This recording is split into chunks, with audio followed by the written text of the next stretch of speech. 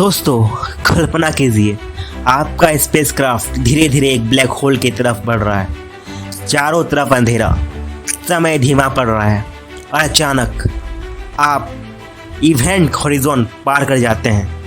अब वापसी नामुमकिन है। क्या होगा इसके बाद?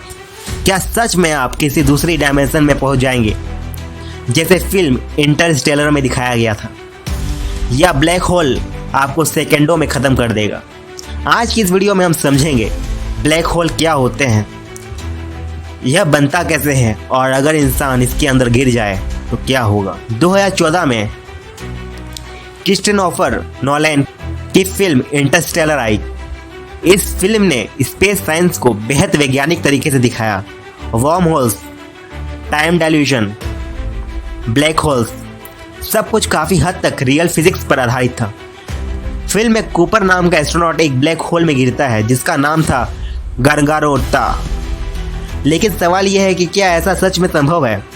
ब्लैक होल कोई वैक्यूम क्लीनर नहीं है और ना ही स्पेस में कोई छेद। असल में ब्लैक होल एक ऐसा ऑब्जेक्ट है जिसकी ग्रेविटी इतनी ज़्यादा होती है कि लाइट भी उससे बाहर नहीं आ पाती। यानी अगर लाइट भी अंदर चली जाए तो बाहर नहीं आ सकती। तो इंसान कैसे बाहर आएगा? 100 साल पहले किसी को ब्लैक होल के बारे में पता नहीं था। फिर आए अल्बर्ट आइंस्टाइन। 1905 में उनकी स्पेशल थ्योरी ऑफ रिलेटिविटी दी और 1915 में general theory of relativity. Einstein ने बताया ग्रेविटी सिर्फ चीज़ों को खींचती नहीं बल्कि टाइम को भी प्रभावित करती है। अगर कोई चीज़ बहुत तेज स्पीड से चले तो उसके लिए टाइम धीमा हो जाता है। इसे कहते हैं टाइम डायल्यूशन। और ग्रेविटी भी ऐसा करती है। जितनी ज़्यादा ग्रेविटी उतना धीरा टाइम। इसलिए इंटरस्टेलर में जब एस्ट्रोनॉट ब्लैक होल के पास वाले प्लेनेट पर जाते हैं तो वहाँ 1 घंटा अर्थ के 7 साल बराबर हो जाता है। आइंस्टाइन ने स्पेस और टाइम को एक फैब्रिक की तरह समझाया। जैसे कोई भारी गेंद कपड़े पर रखो तो कपड़ा नीचे दब जाता है, वैसे ही भारी ऑब्जेक्ट स्पेस टाइम को मोड़ देते हैं। और ब्लैक होल वो इस फैब्रिक को इतना ज़्यादा मोड़ देते हैं कि सब कुछ अंदर खींचता चला जाता है। अब सबसे ज़रूरी सवाल, ब्लैक होल पैदा कैसे होता है? हर स्टार के अंदर न्यूक्लियर फ्यूजन होता है। यह हीट को पैदा करता है। हीट बाहर की तरफ पुश करती है और ग्रेविटी अंदर की तरफ पुल करती है। दोनों फोर्स बराबर हैं तो स्टार स्टेबल रहता है। लेकिन एक दिन फ्यूल खत्म हो जाएगा और ग्रेविटी जीत जाएगी। अगर स्टार छोटा हो तो वाइट ड्वार्फ बनता है, लेकिन अगर स्टार बहुत बड़ा हो तो रेड सुपरगिगांट बनता है। फिर सुपरनोवा एक्सप्लोजन होता है और आखिर ब्लैक होल बन जाता है। यानी ब्लैक होल किसी मरे हुए विशाल स्टार का कॉम्प्रेस्ड कोर होता है। एक भारतीय वैज्ञानिक सुब्रमण्यम चंद्रशेखर ने बताया, अगर किसी स्टार का मास बहुत कम हो जाता है तो स्टेबल नहीं रहता। यही थ्योरी बाद में ब्लैक होल्स को समझने के बेहद महत्वपूर्ण हो जाती है। मुख्य रूप से ब्लैक होल के 3 प्रकार होते हैं। स्टेलर ब्लैक होल जो स्टार से बनता है, सुपर मैसिव ब्लैक होल जो लाखों सन्स जितने भारी होते हैं, पैरामोडल ब्लैक होल जो अभी सिर्फ थ्योरेटिकल है। हमारी मिल्की वे गैलेक्सी के केंद्र में भी एक सुपर मैसिव ब्लैक होल है, सैग्रीगेटस ए। फिल्मों में ब्लैक होल को अक्सर एक काले गोले की तरह दिखाया जाता है, लेकिन असल में ऐसा नहीं होता। इसके चारों तरफ एक चमकदार रिंग बन जाती है जिसे कहते हैं एक्रेशन डिस्क। यह गैस और धूल होती है जो ब्लैक होल के आसपास घूम रही होती है और इतनी गर्म होती है कि चमकने लगती है। 2019 में दुनिया ने पहली बार ब्लैक होल की असली तस्वीर देखी। इवेंट हॉरिजॉन टेलीस्कोप ने यह फोटो कैप्चर की। पूरी दुनिया शौक में थी क्योंकि 100 साल पहले आइंस्टाइन ने जो थ्योरी दी थी वो सच साबित हो गई। अब आते हैं सबसे डरावने हिस्से पर। ब्लैक होल के आसपास एक बाउंड्री होती है, इवेंट हॉरिजॉन।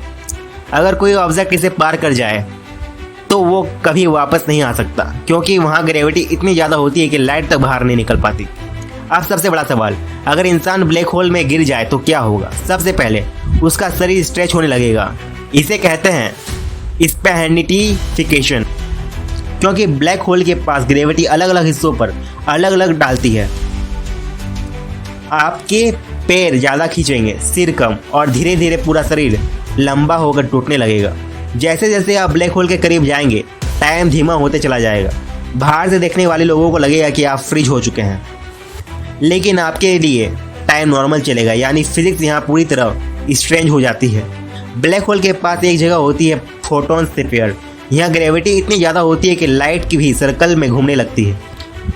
थ्योरी के अनुसार अगर आप यहाँ जिंदा पहुँच जाएं तो आप अपने सिर के पीछे का हिस्सा भी देख सकते हैं, क्योंकि लाइट घूमकर वापस आएगी।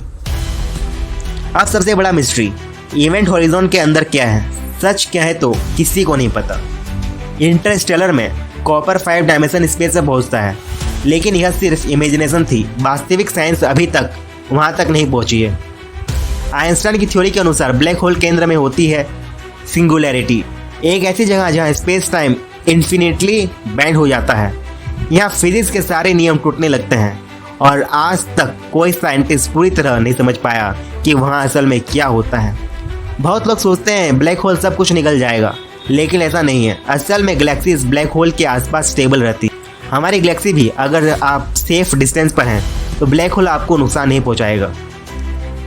तो दोस्तों, ब्लैक होल सिर्फ स्पेस का रहस्य नहीं बल्कि फिजिक्स की सबसे बड़ी पहेली है। यह हमें टाइम, ग्रेविटी, यूनिवर्स के असली नियम समझाने में मदद करता है और शायद एक दिन इंसान ब्लैक होल के अंदर का सच भी जान लेगा।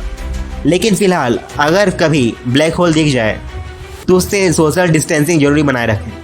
अब आपसे सवाल, क्या आपको लगता है ब्लैक होल किसी दूसरे यूनिवर्स का गेटवे हो सकता है या यह सिर्फ मौत का दरवाज़ा है? कमेंट करके जरूर बताइएगा। वीडियो पसंद आए तो लाइक शेयर करें और चैनल को सब्सक्राइब करना मत भूलिएगा।